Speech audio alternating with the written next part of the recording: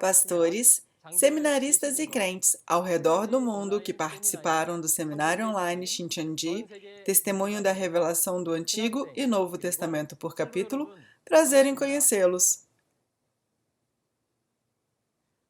Eu sou Lee Yong-shik, seu moderador da tribo de Matias, de Shincheonji, a Igreja de Jesus. Em primeiro lugar, exaltamos toda a graça e glória a Deus Pai por permitir nos tornarmos um na palavra nesta hora. E eu gostaria de expressar meus sinceros agradecimentos a todos que participaram do seminário online Shincheonji. Atualmente, muitos crentes ao redor do mundo que ouviram a explicação clara e lógica da palavra revelada de Shincheonji receberam com alegria e estão se tornando um através da palavra da verdade. Há um Deus e há uma Bíblia. Então, espero que seja um tempo precioso para receber graça através do testemunho da palavra. Vamos primeiro oferecer uma oração com um só coração. Deus Pai, a quem somos gratos e agradecidos, muito obrigado por nos guiar à sua preciosa palavra hoje. E também agradecemos por permitir que crentes de todo o mundo se tornem um na verdade, através do testemunho da revelação do Antigo e Novo Testamento por capítulo. Muitos crentes ao redor do mundo vieram diante da palavra hoje. Oro para que a graça do céu seja concedida a todos para perceber os segredos do reino dos céus e se tornar um na palavra neste momento. Oramos todas essas coisas em nome de Jesus, que é nosso Salvador. Amém. Hoje será testemunhada a lição 10, a segunda vinda do Senhor e os sinais do fim dos tempos. Espero que seja um tempo precioso para vocês perceberem, através da palavra, quais são os sinais da segunda vinda do Senhor e do fim dos tempos, e que tipo de fé devemos ter neste momento. Vamos receber um instrutor Che Mu-gyon, da igreja Cheonjo, da tribo de Matias, que testemunhará a palavra. A todos os pastores, seminaristas e crentes de todo o mundo que desejam o céu e a vida eterna. Prazer em conhecê-los. Eu sou Che Mu-gyon, chefe da igreja Cheonju, da tribo de Matias de Shincheonji, a Igreja de Jesus. Dou as boas-vindas a todos que participam do seminário online de Shincheonji, o testemunho da revelação do Antigo e Novo Testamento por capítulo. As palavras que veremos hoje serão a lição intermediária 10, a segunda vinda do Senhor e os sinais do fim dos tempos. As referências principais serão Mateus capítulo 24 e João capítulo 8. Através das palavras de hoje, espero que seja um momento abençoado para você entender claramente a vontade de Deus e de Jesus na segunda vinda, no fim dos tempos. Antes de ver a referência principal de Mateus capítulo 24, vejamos a relação com Mateus capítulo 23. Mateus capítulo 23 refere-se aos eventos que ocorreram em Jerusalém física, na época da primeira vinda.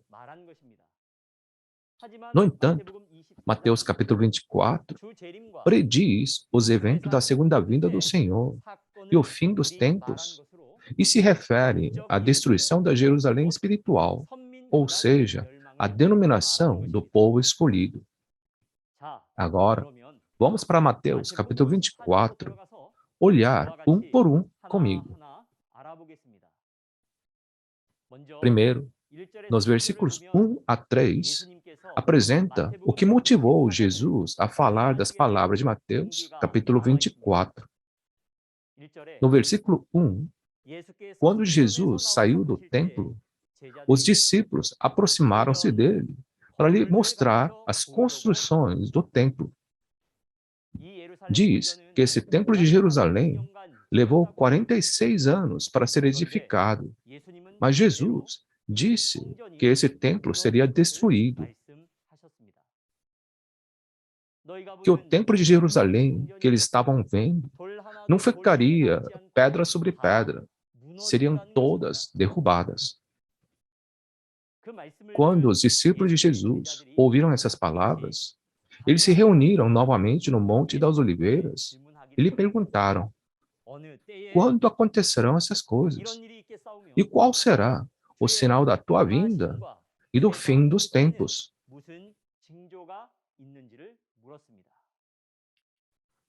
A resposta de Jesus às perguntas dos discípulos é o conteúdo do versículo 4. Sabe qual foi a primeira coisa que ele respondeu? Ele disse: cuidado que ninguém os engane. A razão disso é que quando chegar o fim dos tempos, muitos virão em nome de Jesus e dirão: eu sou Cristo, e enganarão a muitos.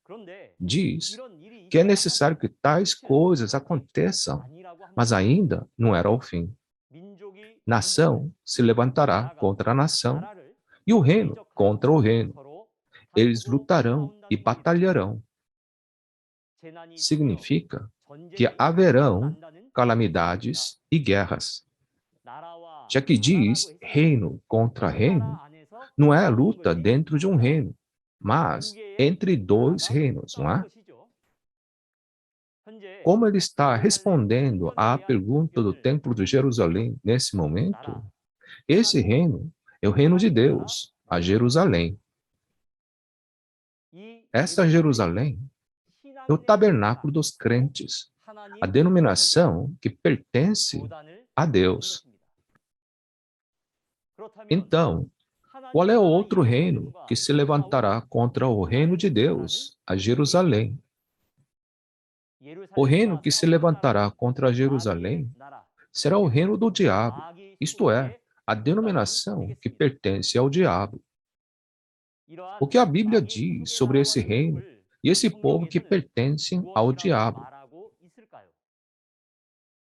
Podemos descobrir olhando com quem a Jerusalém, o reino de Deus, lutou no Antigo e no Novo Testamento da Bíblia. Lutou contra o reino da Babilônia, correto? Mesmo no Antigo Testamento, a Jerusalém, o reino de Deus, foi devorado e destruído pela Babilônia. A denominação que pertence ao diabo, que trava a guerra contra a denominação que pertence a Deus, chamada Jerusalém na segunda vinda do Senhor, é chamada de Babilônia por parábola. Em Mateus, capítulo 24, não está escrito qual é o reino, mas no livro de Apocalipse, que registra em detalhes os eventos do tempo da segunda vinda do Senhor, você poderá conhecê-lo. Em Apocalipse capítulo 13, aparece o tabernáculo, que é o céu. É chamado de céu porque é o reino de Deus, e esse lugar é a Jerusalém. Diz que a besta com 7 cabeças e 10 chifres entrará nesse lugar e lutará e vencerá os santos e os dominará. Foi dito que esse tabernáculo onde estão os santos é chamado Jerusalém, o reino de Deus, em Mateus capítulo 24 e Lucas capítulo 21. E a besta com 7 cabeças e 10 chifres que entra nesse lugar e luta é chamada Babilônia, em Apocalipse capítulo 17. Recentemente, estamos ouvindo uma notícia triste de que um país do mundo está em guerra contra outro país. No entanto, a guerra na época da segunda vinda do Senhor, vista em Mateus capítulo 24, o texto de hoje, é uma guerra entre Jerusalém, a denominação do povo escolhido, e a Babilônia, a denominação de demônios, gentios. Não é uma guerra que é lutada com armas, espadas ou mísseis, mas é uma guerra dentro da religião, uma guerra espiritual de doutrinas. E diz que haverá fome e terremotos em vários lugares. Porque Jerusalém foi capturada na guerra contra a Babilônia, era impossível pregar a palavra de Deus. Assim, houve a fome espiritual, fome da palavra de Deus. E também porque os corações das pessoas que são como a terra se abalam, diz que há terremotos espirituais. Diz que tudo isso é o início das dores, não é? Naquele tempo, é dito que eles os entregarão para serem perseguidos e condenados à morte. Neste lugar da morte, também haverá casos em que o povo de Jerusalém trairá e odiará uns aos outros. Dá para saber o quão corrupta era esta Jerusalém. Diz que numerosos falsos profetas surgirão e enganarão a muitos. E diz que devido ao aumento da maldade, o amor de muitos esfriará, mas aquele que perseverar até o fim será salvo. Se essas coisas acontecerem a Jerusalém, quem será arruinado? A Jerusalém corrupta será destruída, correto? Então, quem vai vencer? O adversário, a Babilônia, o reino do diabo, vencerá. No final, Jerusalém, o reino de Deus, será derrotada na batalha contra a Babilônia, e não ficará pedra sobre pedra, mas serão todas derrubadas. E este evangelho do reino será pregado em todo o mundo como testemunho a todas as nações, e então virá o fim.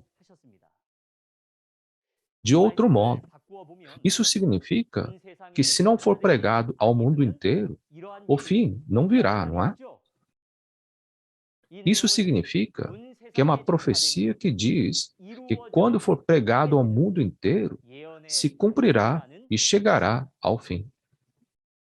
O que vai chegar ao fim nesse momento? O que chega ao fim é a Jerusalém, não é? Não é o fim das nações desse mundo, mas o fim de Jerusalém, que pertence a Deus. Pensam na guerra como a guerra física do mundo e confundem com o fim deste mundo, mas é a guerra espiritual com a Babilônia, o reino do diabo, e o templo de Deus, Jerusalém, é derrubado. Se essas coisas acontecerem conosco, o que deveríamos fazer? Vamos descobrir através do próximo versículo. Vamos ler os versículos 15 e 16. Quando, pois, virdes que a abominação da desolação, de que falou o profeta Daniel, está no lugar santo, quem lê que entenda, então os que estiverem na Judéia, que fujam para os montes. De acordo com o profeta Daniel, diz que a abominação da desolação estará no lugar santo. O lugar santo refere-se a Jerusalém, o templo de Deus. E a abominação da desolação é o reino da Babilônia que destruiu a Jerusalém. Vendo que a abominação da desolação está no lugar santo, significa que o destruidor lutou, venceu e tomou posse desse lugar. O que deveria fazer, então? Correto. Deveria fugir para o monte. Tanto em Mateus 24, versículo 37, como Lucas 17, versículo 26 a 30, dizem que a segunda vinda do Senhor será como nos dias de Noé e Ló. Nos dias de Noé, a arca pousou sobre os montes de Ararat e foram salvos. Nos dias de Ló, quando houve julgamento do fogo, foi dito para fugir para as montanhas. Assim, mesmo na segunda vinda do Senhor, não tem que fugir para as montanhas para ser salvo? Já que esta montanha é a montanha da salvação e um refúgio, devemos saber que montanha é essa montanha e onde ela está, para que possamos fugir, não é? Será que o Monte Everest, a montanha mais alta do mundo? Devemos encontrar a resposta na Bíblia. Em Apocalipse capítulo 14, aparece o Monte Sião. No Monte Sião, O trono de Deus está lá. Jesus está lá. E a família de Deus está reunida lá. Portanto, devemos fugir para o Monte Sião no momento da segunda vinda do Senhor. Claro, Jerusalém, o lugar santo, e a Babilônia, a abominação da destruição, não são nações físicas do mundo. Assim, esse monte também não é um monte físico do mundo. Em Isaías 60, versículo 14, diz que o pastor de Deus é chamado Sião. E em Zacarias 2, versículo 7, aqueles que escaparam da Babilônia são chamados Sião. É o novo reino e novo povo de Deus. Aqueles que fugiram e se reuniram no lugar onde Deus está. E Jesus disse: se a abominação da desolação está no lugar santo, quem estiver sobre o telhado, não desça a tirar alguma coisa de sua casa. E disse: quem estiver no campo, não volte atrás a buscar as suas vestes. Aqui, ele diz: quem estiver sobre o telhado. Onde seria estar sobre o telhado? Se você sobe sobre o telhado, o que você vê? Não é o céu? Assim, ele está dizendo para aquele que pertence a Deus, ele não deve descer para pegar os bens dos destruidores, pois os destruidores estão nessa casa. Quem está sobre o telhado é o novo povo escolhido que pertence a Deus, que saiu do lugar santo onde o destruidor está. E a coisa da casa é o vinho da prostituição, fruto do bem e do mal dos destruidores. E diz que serão terríveis aqueles dias para as grávidas e para as que estiverem amamentando. Quem serão as grávidas e quem serão as que amamentam?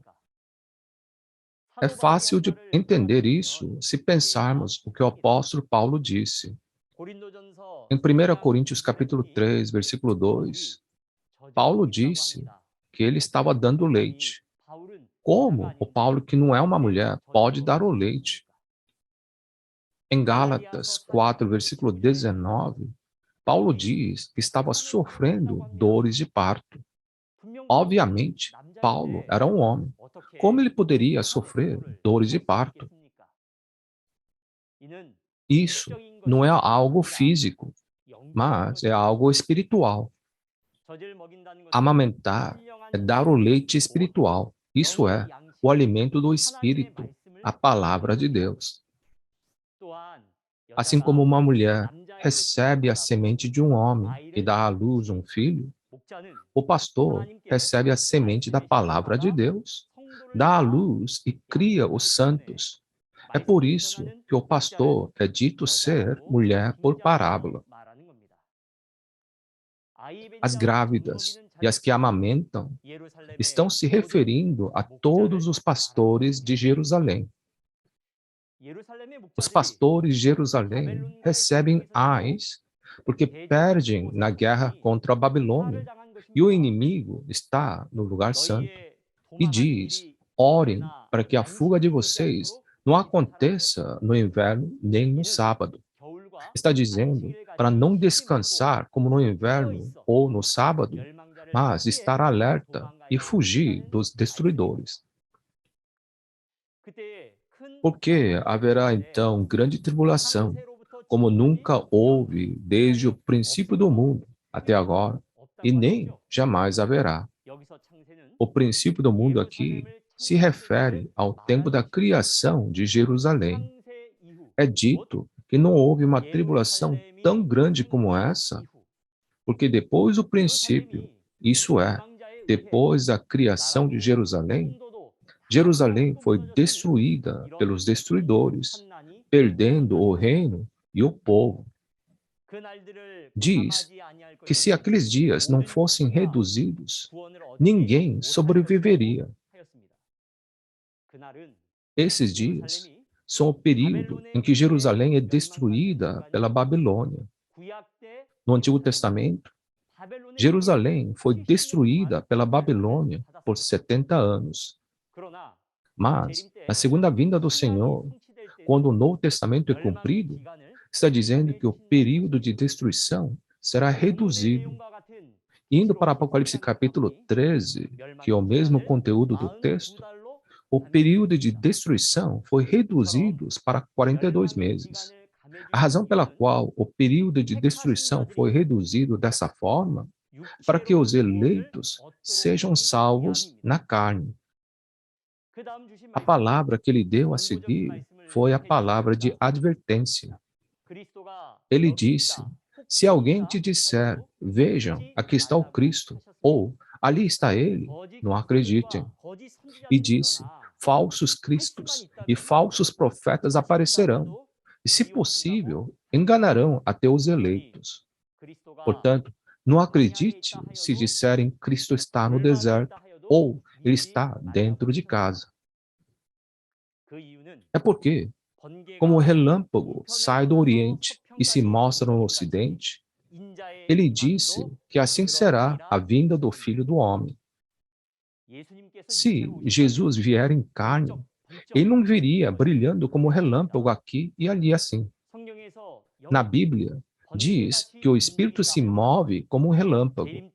E porque Jesus, na segunda vinda, vem em espírito, é dito que ele virá como um relâmpago. Ele disse: mesmo que alguém diga que o corpo de Jesus está aqui ou ali, não deixe te enganar. A seguir, leremos os versículos 29 a 31. Imediatamente após a tribulação daqueles dias, o sol escurecerá e a lua não dará a sua luz. As estrelas cairão do céu e os poderes celestes serão abalados. Então aparecerá no céu o sinal do Filho do Homem, e todas as nações da terra se lamentarão e verão o Filho do Homem vindo nas nuvens do céu com poder e grande glória. E ele enviará os seus anjos com grande som de trombeta, e estes reunirão os seus eleitos dos quatro ventos, de uma a outra extremidade dos céus. Ele diz: imediatamente após a tribulação daqueles dias, o sol escurecerá e a lua não dará a sua luz, as estrelas cairão do céu e os poderes celestes serão abalados. Será que isso significa que o sol, a lua e as estrelas físicas no céu realmente escurecerão e cairão? Se for assim, não sobrará nada nessa aldeia global. O sol, a lua e as estrelas aqui são parábolas.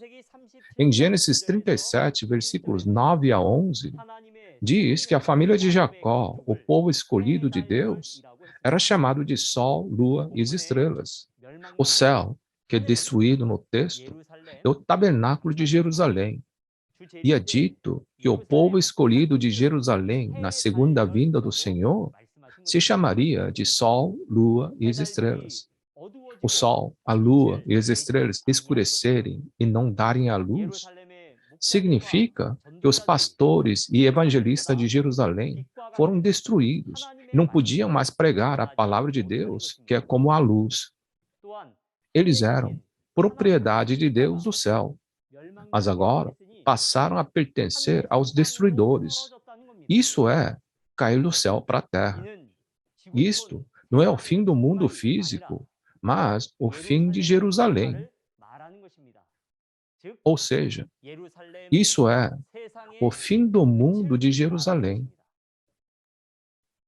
Lembra que no início de Mateus capítulo 24, os discípulos perguntaram a Jesus sobre o sinal da vinda do Senhor e do fim dos tempos? Para que Jesus venha de volta, deve haver sinal do fim dos tempos. Disse que naquele tempo, a nação se levantará contra a nação e o reino contra o reino. Será a guerra entre Jerusalém, a denominação filiada a Deus, e a Babilônia, a denominação filiada ao diabo, e a Babilônia acaba destruindo Jerusalém. Ela nos diz que essas coisas devem acontecer para que Jesus venha. Depois que o sol, a lua e as estrelas escurecerem e caírem, diz que verão Jesus vindo nas nuvens do céu com poder e grande glória. E diz que enviará os seus anjos com grande som de trombeta, e estes reunirão os seus eleitos dos quatro ventos, de uma a outra extremidade dos céus.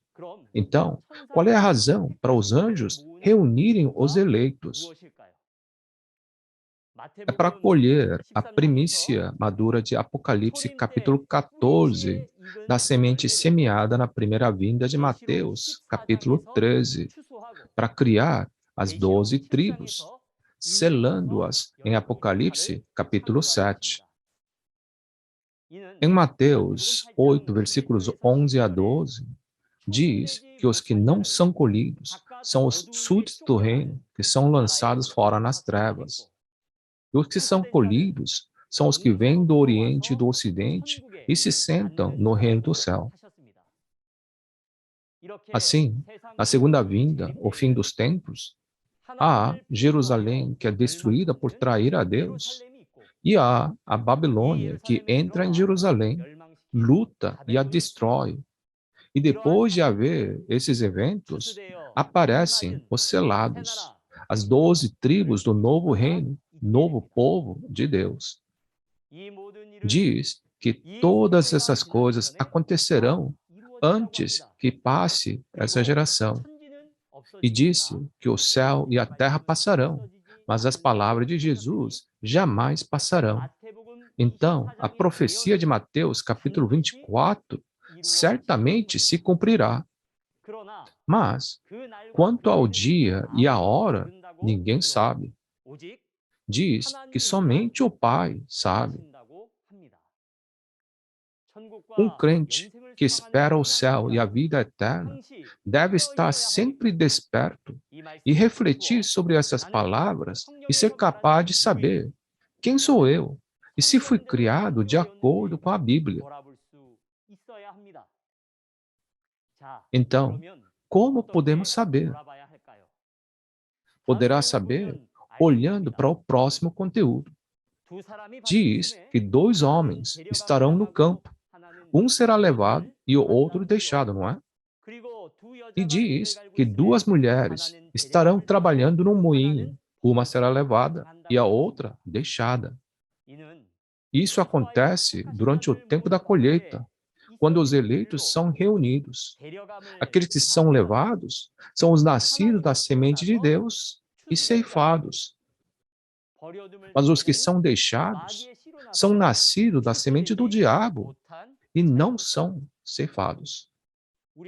Qual palavra deve ser a nossa realidade? Oro para que estejamos sempre alertas, colhidos para nos tornarmos um novo reino e novo povo de Deus. Vamos ler os versículos 45 a 47 a seguir. Quem é, pois, o servo fiel e sensato, a quem seu senhor encarrega dos de sua casa para lhes dar alimento no tempo devido? Feliz o servo que seu senhor encontrar fazendo assim quando voltar. Garanto-lhes que ele o encarregará de todos os seus bens. Por fim, Jesus disse que haverá um servo fiel e sensato, a quem seu senhor encarrega dos de sua casa para lhes dar alimento no tempo devido. E ele disse que o Senhor o encarregará de todos os seus bens. Quando vai acontecer isso? O que eu alimento no tempo devido? Quem é o servo fiel e sensato a quem Jesus encarregará de todos os seus bens? Quando? É no fim dos tempos, quando Jerusalém será destruída, o tempo da colheita. Mateus, capítulo 24, é uma profecia que será cumprida na segunda vinda do Senhor, dito enquanto ele estava nessa terra. Apocalipse, capítulo 13, é um evento que vai ocorrer no cumprimento do livro de Apocalipse. Tanto Mateus, capítulo 24, como Apocalipse, capítulo 13, falam da destruição de Jerusalém, o tabernáculo de Deus, o mesmo conteúdo. O alimento no tempo devido não é alimento físico, mas alimento para a alma. A palavra de Mateus, capítulo 24, é o alimento no tempo devido para o tempo de Mateus, capítulo 24. E a palavra do livro de Apocalipse é o alimento no tempo devido para o tempo de Apocalipse. O alimento no tempo devido que devemos comer no momento da segunda vinda do Senhor são as palavras que testificam o cumprimento das profecias dos 4 evangelhos e as profecias de todo o livro do Apocalipse. São as palavras de profecia e a palavra que testifica o seu cumprimento. E esse servo fiel e sensato que dá o alimento, é dito em Apocalipse 2, versículo 17, que Jesus dará o maná escondido ao vencedor. Em Apocalipse capítulo 10, há um pastor como João, o novo João, que recebe o livro aberto e alimenta todas as nações, essa palavra revelada. Ele é o servo fiel e sensato que dá o alimento no tempo devido. Jesus vai confiar todos os seus bens a esse pastor, certo? Em Apocalipse 3, versículo 12, é dito que ele escreverá no vencedor o nome de Deus, o nome da Nova Jerusalém e o novo nome de Jesus. Assim como Deus confiou tudo a Jesus na primeira vinda, Jesus confia tudo àquele que vencer na segunda vinda. Esse pastor torna-se o pastor prometido do Novo Testamento. Na segunda vinda do Senhor, não deveriam conhecer esse pastor prometido, receber o alimento de Deus no tempo devido, comê-lo e viver eternamente no céu? Mas diz que todas as nações bebem do vinho da prostituição, que é a comida do diabo. Em Apocalipse capítulo 18, diz que todas as nações foram destruídas com esse vinho da prostituição e até se prostituíram com os demônios. Para onde irão os que se embriagaram com o vinho da prostituição e se tornaram pertences do diabo? Exatamente. Eles irão para o inferno. No entanto, porque estão bêbados, não sabem para onde estão indo, não recebem a palavra da verdade, mas, ao invés, querem perseguir e matar. Isso é o mesmo da primeira vinda. Vamos ler João 8, versículos 44 a 45. Vocês pertencem ao pai de vocês, o diabo, e querem realizar o desejo dele. Ele foi homicida desde o princípio e não se apegou à verdade, pois não há verdade nele. Quando mente, fala a sua própria língua, pois é mentiroso e pai da mentira. No entanto, vocês não creem em mim, porque lhes digo a verdade. Na primeira vinda, Jesus testificou a palavra revelada, o cumprimento do Antigo Testamento à igreja tradicional do judaísmo. Ela era o alimento no tempo devido que eles deveriam comer na primeira vinda, e eram as palavras da verdade de Deus. Mas os judeus não deram ouvido a essa palavra, mentiram e falaram sua própria língua. Então, quem seria o pai deles? Jesus testificou que o pai deles era o diabo. É por isso que eles não creram mesmo que testificassem da verdade. Tentaram perseguir, blasfemar e matar Jesus. Como tal, no tempo do cumprimento de Mateus, capítulo 24, a segunda vinda do Senhor, o pastor prometido testemunhou o cumprimento do livro do Apocalipse para as igrejas tradicionais. Este é o alimento no tempo devido que se deve comer no tempo da segunda vinda. Mas, se uma pessoa não ouve esta palavra, mente, persegue e tenta matar, quem seria seu pai? Na segunda vinda, a igreja tradicional se orgulha de ser o povo escolhido, mas não foi ceifado. Pelo contrário, colocou a placa na porta dizendo: proibido a entrada dos ceifeiros. Estão perseguindo e caluniando. Não ouvem o cumprimento das profecias do Novo Testamento. Expulsam das suas igrejas, trancaram na prisão e até houve 4 santos que foram mortos por conversão forçada. As 12 tribos do novo reino são perseguidas de acordo com as palavras de João, capítulo 16, Mateus, capítulo 10 e Mateus, capítulo 25. A quem pertenciam os perseguidores e a quem pertenciam os perseguidos em cada época? A igreja tradicional do judaísmo perseguiu Jesus 2000 anos atrás. E hoje, as igrejas tradicionais estão perseguindo as 12 tribos do novo reino. Devemos refletir nas palavras de Jesus e perguntar se sou uma pessoa que está fazendo o trabalho de perseguição ou estou sendo perseguido. E se eu fui ceifado ou não fui ceifado. Hoje, o pastor prometido que venceu e o novo reino e o novo povo de Deus não serão destruídos, mas acabarão com os destruidores e cumprirão o reino eterno de Deus. Eu oro para que vocês encontrem o pastor prometido e o reino de Deus prometido através da Bíblia. Vou resumir a palavra de hoje. O conteúdo de Mateus, capítulo 23, é sobre a Jerusalém física na primeira vinda. E Mateus, capítulo 24, é sobre a Jerusalém na segunda vinda do Senhor. O evento que ocorrerá na segunda vinda do Senhor será uma guerra entre Jerusalém, o reino de Deus, e a Babilônia, o reino do diabo. Jerusalém será destruída e chegará ao fim. Então, deve-se fugir para o Monte Sião para se salvar. Este monte são as 12 tribos do novo reino e novo povo de Deus. Neste momento, o servo fiel e sensato dará alimento no tempo devido. Assim, devemos encontrar o vencedor, novo João, o pastor prometido do Novo Testamento, e receber a palavra revelada, comê-la e ser ceifado.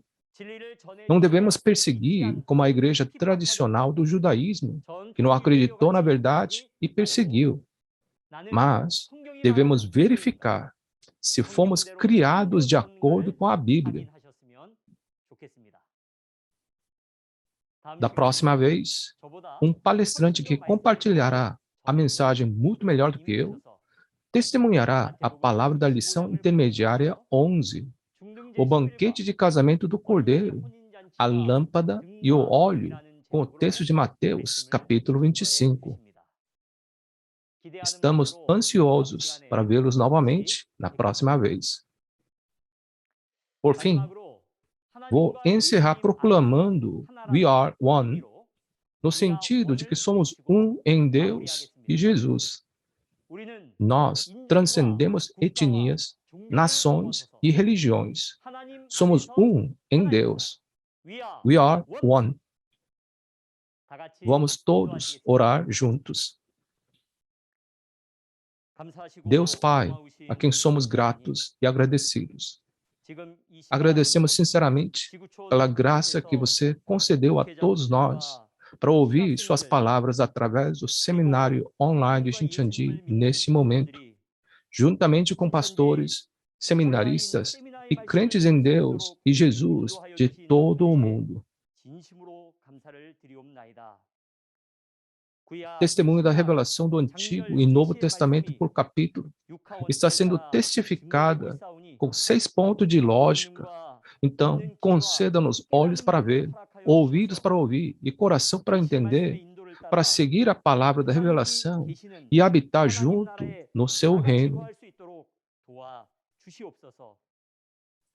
oramos para nos manter saudáveis e fortes em espírito e em carne até a próxima vez. Em nome de Jesus, oramos. Amém. Obrigado por ouvir até o final. Vocês sabem o que significa o casamento do Cordeiro? E quando e onde acontecerá esse casamento?